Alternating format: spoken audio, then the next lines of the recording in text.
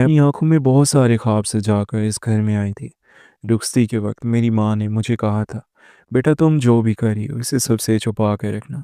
किसी को भी पता नहीं चलना चाहिए कि तुमने अपने दिल में क्या सोचती हो, क्या चाहती हो। इस बात का जिक्र अपने शौहर से भी नहीं करना। मगर अम्मा, मेरे ख्वाब कैसे पूरे होंगे?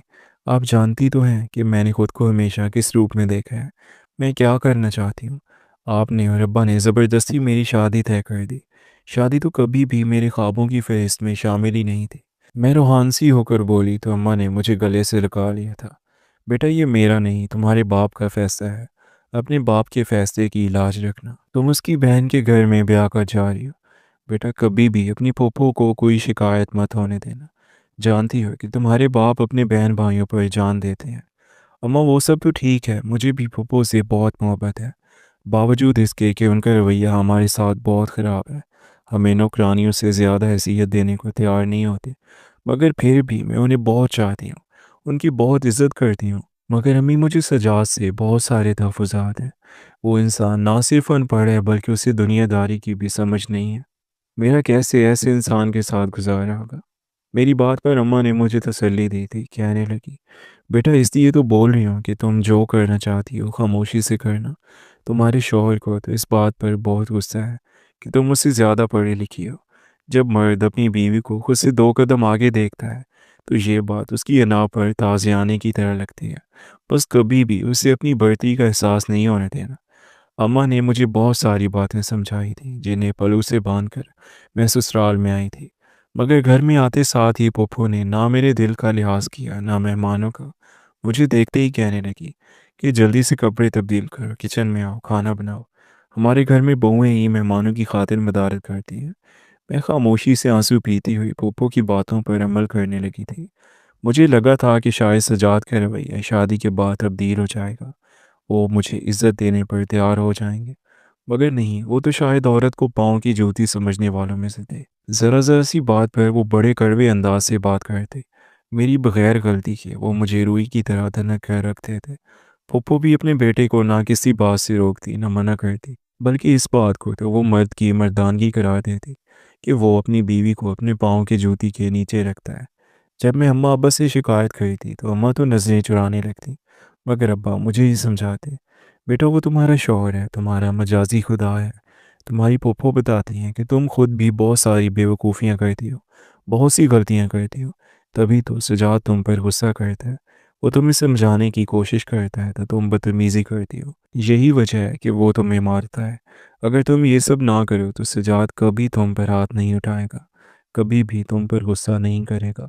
वो अनपढ़ ज़रूर है मगर जाहिल नहीं है। अब मैं अब्बा को क्या समझाती कि वो अपनी बहन की बातों में आकर मेरी ज़िंदगी बर्बाद कर चुके हैं। मैं हर वक्त रोती रहती और इस बात पर भी फूफो मुझे बहुत बुरा भला बोलती कि हर वक्त मैं घर में नहुसत डाले रखती हूँ। फूफो का घर भी मेरे मैके से चंद घर छोड़ कर था।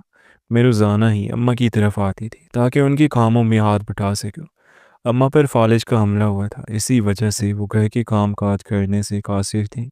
फूफो भी मुझे अम्मा के पास आने से रोक नहीं सकती थी, क्योंकि अगर ऐसा करती तो वो अब्बा की नज़रों में बुरा बनती और जो लम्हे मैं माँ के घर में गुजारती वो मेरे लिए आज़ादी के लम्हे होते थे। मैं फ़ौरन अम्मा के घर आकर जल्दी जल्दी काम निपटाती और फिर अपने ख्वाबों को पूरा करने के लिए किताबों पर आंखें लगाकर बैठ जाती। जो जो मेरे पेपर्स करीब आ रहे थे मेरी परेशानी बढ़ती जा रही थी। अम्मा, पेपर्स की तैयारी तो मैं कर चुकी हूँ, मगर मैं पेपर्स देने के लिए कैसे जाऊँगी? तुम जानती हो कि पप्पू और सजाद की तो मेरी हर हरकत पर नज़र होती है। और अब तो सजाद ने काम भी छोड़ दिया है, सारा सारा दिन वो घर पर रहता है और उसकी ज़िंदगी का मकसद ही बस मुझे ताने देना, पढ़ा लिखा होने पर बुरा भला कहना है। ऐसे पढ़ाई करके मैंने कोई बहुत बड़ा गुनाह कर दिया। मैंने अम्मा के सामने अपने जले दिल के फफोले फोड़े तो अम्मा उल्टा मुझे ही समझाने लगी, बेटा अगर तुम किसी काबिल हो जाओगी तो यही लोग तुम्हारे आगे पीछे फिरेंगे। मगर अम्मा, ये लोग मुझे किसी काबिल होने दें तो भी ये तो मेरी पढ़ाई के भी खिलाफ है। अगर सजाद मेरे हाथ में किताब देख ले तो वो गुस्से से चिल्लाने लगते हैं जैसे मैं कोई गैर शरई काम कर रही हूँ। इस बार अम्मा खामोश हो गई थी। जब मेरे पेपर्स के दिन करीब आए तो एक बार फिर से मैंने अपना मसला लेकर अम्मा के पास पेश किया। वो कहने लगी, बेटा मैं डॉक्टर के पास जाने का बहाना करूँगी, इस तरह से तुम मेरे साथ चलोगी तो तुम पेपर दे देना।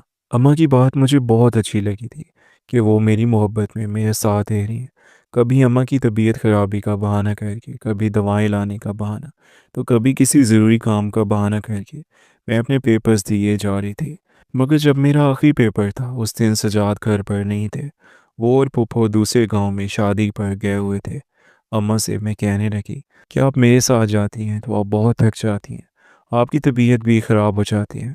آج تو میرے سسرال میں کوئی بھی نہیں ہے، آپ ایسا کریں، آپ گھر میں آرام کریں، میں اکیلے ہی پیپر دینے کے لیے چلی جاتی ہوں۔ اماں نے مجھے بہت روکا، کہنے لگی بیٹا اگر اچانک سے تمہارا شوہر گھر آ گیا، تمہارے بارے میں پوچھا تو میں کیا کہوں گی؟ میں نے ان کی بات کو ہنسی میں اڑا دیا تھا۔ اماں صرف 3 گھنٹے کی ہی تو بات ہے، 3 گھنٹے بعد میں واپس آ جاؤں گی نا، اور وہ لوگ کل سے پہلے پہلے واپس نہیں آئیں گے، آپ اس بات کی بالکل بھی فکر نہ کریں۔ میں پیپر دینے کے لیے چلی گئی تھی اور یہ نہیں جانتی تھی کہ یہ میری زندگی کی سب سے بڑی غلطی ثابت ہونے والی تھی۔ 3 گھنٹے کیسے گزرے پتہ ہی نہیں چلا۔ یہ شکر تھا کہ میں نے سارا پیپر حل کر لیا تھا اور میری امیدوں کے عین مطابق میرا پیپر بھی بہت اچھا ہوا تھا۔ میں سرشار اور مطمئن سی گھر واپس آ گئی تھی کہ اب میں اپنے خوابوں کے قریب پہنچنے والی تھی، بس اپنے خوابوں کو چھونے ہی والی تھی۔ مگر جب گھر پہنچی تو سامنے کا منظر دیکھ کر ہکا بکا رہ گئی۔ گھر میں میرے شوہر، پھوپھو اور ابا تینوں ہی موجود تھے۔ اماں سہمی ہوئی نظروں سے باری باری ان تینوں کے چہروں کی طرف دیکھ رہی تھی، جبکہ سجاد اور پھوپھو کی اونچا اونچا بولنے کی آوازیں گھر سے باہر تک آ رہی تھی۔ میں کانپتے دل کے ساتھ گھر میں داخل ہوئی تو سامنے کا منظر دیکھ کر میں ہکا بکا رہ گئی۔ سجاد نے مجھے دیکھا اور مجھ پر پل پڑا۔ اس نے مجھے بہت مارا، مجھے روئی کی طرح دنک کر رکھ دیا۔ وہ مجھ پر طرح طرح کے الزامات لگا رہا تھا۔ اپنے کون سے والے یار کے پاس تھی؟ کس کے ساتھ وقت رنگین کر کے آئی ہو؟ ہماری آنکھوں میں دھول جھونک رہی ہو؟ میں تمہیں عزت بنا کر اپنے گھر لے کر آیا تھا، پھر شاید تم جیسی لڑکیوں کو تو عزت ہی راس نہیں آتی۔ ابا نے بھی مجھے بہت مارا۔ پھوپھو نفرت سے مجھے دیکھ رہی تھی اور اماں روتے ہوئے ان سب کو سمجھا رہی تھی کہ کسی غلط ارادے سے نہیں گئی تھی، یہ اپنا پیپر دینے کے لیے گئی تھی اور مجھے بتا کر گئی تھی، میری اجازت سے گئی تھی۔ آپ لوگوں کو یہ حق نہیں پہنچتا کہ اس پر ہاتھ اٹھانے کا، اسے مارنے کا۔ مگر ان لوگوں نے اماں کی بات کو انسنی کر دیا۔ وہ سب مجھے برا بھلا بولتے ہوئے مجھے مار رہے تھے۔ اچانک سے اماں نے ایک زوردار چیخ ماری، انہوں نے اپنے دل کے مقام پر ہاتھ رکھ لیا تھا۔ سبھی مجھے چھوڑ کر اماں کی طرف دوڑے۔ ابا انہیں ہاسپٹل لے کر گیا، مگر راستے میں اماں نے دم توڑ دیا، انہیں ہارٹ اٹیک ہوا تھا۔ اماں کی میت ایک طرف پڑی تھی، میں ان کے پاس بیٹھ کر بری طرح سے روئے جا رہی تھی، جبکہ مجھے دیکھ دیکھ کر محلے کی عورتیں اور خاندان کی عورتیں سبھی باتیں بنا رہی تھی۔ ان کی نظر میں میرے لیے شک تھا، نفرت تھی، اور میں زمین میں گڑی جا رہی تھی۔ اماں کی جنازے کے بعد میں نے ابا کو سمجھانے کی کوشش کی کہ میں غلط نہیں ہوں، مگر ابا نے مجھے گھر سے نکال دیا، کہنے لگے آج کے بعد تمہارا مجھ سے کوئی رشتہ نہیں ہے۔ میں روتے ہوئے اپنے سسرال میں گئی تاکہ اپنے شوہر کے پاؤں پڑ کر اس سے معافی مانگ سکوں۔ اگر وہ بھی مجھے گھر سے نکال دیتا تو میں کہاں جاتی، کیا کرتی؟ مگر شوہر نے بھی مجھے گھر رکھنے سے انکار کر دیا۔ اس نے مجھے 3 لفظ بول کر فوری طلاق دے دی اور مجھے گھر سے باہر پھینک دیا۔ ایک ایک کر کے میں اپنے رشتہ داروں کے گھر گئی، مگر کوئی بھی مجھے اپنانے کو تیار نہیں تھا۔ سب کی نظروں میں ایک دھتکاری ہوئی عورت تھی یا بدکار تھی جس کے شوہر نے اسے رنگے ہاتھوں پکڑا تھا۔ میرا دکھ بہت بڑا تھا، میں نے اپنے خوابوں کی ایک بہت بڑی قیمت چکائی تھی، اپنے کردار پر داغ لگوا لیا تھا اور اپنی ماں کو بھی موت کے منہ میں اتار دیا تھا۔ کاش میں اپنے خوابوں سے دستبردار ہو جاتی۔ طلاق اور والدین کے ٹھکرائے جانے کے بعد میری دنیا مکمل طور پر تاریک ہو چکی تھی۔ میں روتی بلکتی اپنے تمام رشتوں سے کٹ کر شہر کے دوسرے کونے میں رہنے والی اپنی کالج کی دوست ثنا کے پاس پہنچی۔ ثنا نے جب میری حالت دیکھی تو اس کی آنکھوں میں بھی آنسو آ گئے، لیکن جب اس نے میرے میکے اور سسرال والوں کے رویے کے بارے میں سنا تو اس کے گھر والوں نے بھی مجھے اپنے گھر میں پناہ دینے سے انکار کر دیا۔ سارا محلہ میرے کردار پر شک کر رہا تھا اور کوئی بھی مجھے قبول کرنے کو تیار نہیں تھا، مگر ثنا میرے لیے ایک امید کی کرن ثابت ہوئی۔ وہ اپنے گھر والوں سے لڑ پڑی اور میری حمایت میں کھڑی رہی۔ اس نے میرے لیے اپنے گھر کے قریب ہی ایک چھوٹا سا تنگ و طریق کمرہ کرائے پر ڈھونڈ نکالا، جہاں صرف ایک کھڑکی تھی جو آسمان کا ایک ٹکڑا دکھاتی تھی۔ ثنا مجھے دلاسا دیتی رہی اور مالی مدد بھی کی تاکہ میں اس صدمے سے نکل کر نئی زندگی کی طرف قدم بڑھا سکوں۔ میں نے دن رات محنت شروع کر دی، وہ کمرہ میری پناہ گاہ اور میری لائبریری بن گیا۔ مجھے یاد تھا کہ میری ماں نے مجھے کیا کہا تھا، اگر تم کسی قابل ہو جاؤ گی تو یہی لوگ تمہارے آگے پیچھے پھریں گے۔ मैंने इसी जुमले को अपना नस्ब लैन बना लिया। इसी दौरान मेरे बीएस का नतीजा आ गया और मैंने बहुत अच्छे एग्ज़ाम से अपना कोर्स पास किया। ये कामयाबी मेरे ज़ख्मों पर किसी मरहम की तरह लगी। मुझे एहसास हुआ कि मेरे ख्वाब ही मेरी सबसे बड़ी ताकत है। मैंने एक मकामी स्कूल में नौकरी कर ली ताकि किराया और अखराजात पूरे हो सकें, और उसके साथ ही सीएसएस के इम्तहान की तैयारी में जुट गई। वो रातें जब मैं चाय के कप के सहारे घंटों किताबों में गुम रहती थी, मुझे मेरे ख्वाबों की कीमत याद दिलाती थी। हासिल मकसद एसपी की वर्दी। साल गुजर गया, मेरी अज़्म और मेहनत ने रंग लाया। मैंने ना सिर्फ सीएसएस का इम्तहान पास किया बल्कि police service of Pakistan PSP में शानदार कामयाबी हासिल करते हुए assistant superintendent of police ASP के ओहदे पर फायज हुई। जब मैंने पहली बार खाकी वर्दी पहनी तो मेरी आंखों में खुशी के आंसू थे। दिल चाहा कि काश अपने वालिद के पास जाऊं और उन्हें बताऊं कि जिस लड़की को उन्होंने बदनामी की वजह से घर से निकाल दिया था, वो आज कितने बड़े मकाम पर खड़ी है। इस दिन के लिए मैंने कितनी मेहनत की थी, कितने इल्ज़ामात सहे थे और अपनी माँ को खो दिया था। मुझे ड्यूटी पर आए हुए अभी 2 ही महीने हुए थे कि एक दिन रात के मेरे पास जराइम पेशा अफराद को लाया गया जो एक बड़ी चोरी के इल्ज़ाम में पकड़े गए थे। मैंने फ़ाइल देखी और जैसे ही नज़रें मुलज़िमों की कतार पर पड़ी, मैं हैरान और शशतर रह गई। मुलज़िमों में मेरा साबिक शौहर सज्जाद भी खड़ा था, माजी से सामना। सज्जाद ने भी मुझे एसपी की वर्दी में देखा तो वो जैसे दंग रह गया। उसकी आंखों में वो गुरूर अब नहीं था बल्कि ज़िल्लत और नदामत थी। माहौल में एक गहरा सुकून छा गया। मैंने खामोशी से सबको कमरे से बाहर जाने का इशारा किया। वो सिर्फ सज्जाद से मुखातिब हुई। क्या तुमने चोरी की है? उसने सर झुका लिया और टूटे हुए लहजे में बताया कि फालिज का हमला होने के बाद मेरे वालिद यानी उसके ससुर की हालत बहुत ख़राब हो चुकी है। वो आपको याद करते रहते हैं, हर वक्त आपका नाम लेते हैं। उसने ये भी बताया कि वालदैन की अदम तवज्जो की वजह से वो बचपन से ही छोटी मोटी चोरियां करता था और अब उसने बड़ा हाथ मारा तो पकड़ा गया। मैंने उसे उसकी करतूतों की सज़ा का यकीन दिलाया, मगर साथ ही अपने वालिद की खबर सुनकर मेरा दिल पसीज किया। मैंने बग़ैर किसी का इंतज़ार किए फौरी तौर पर हॉस्पिटल का रुख किया।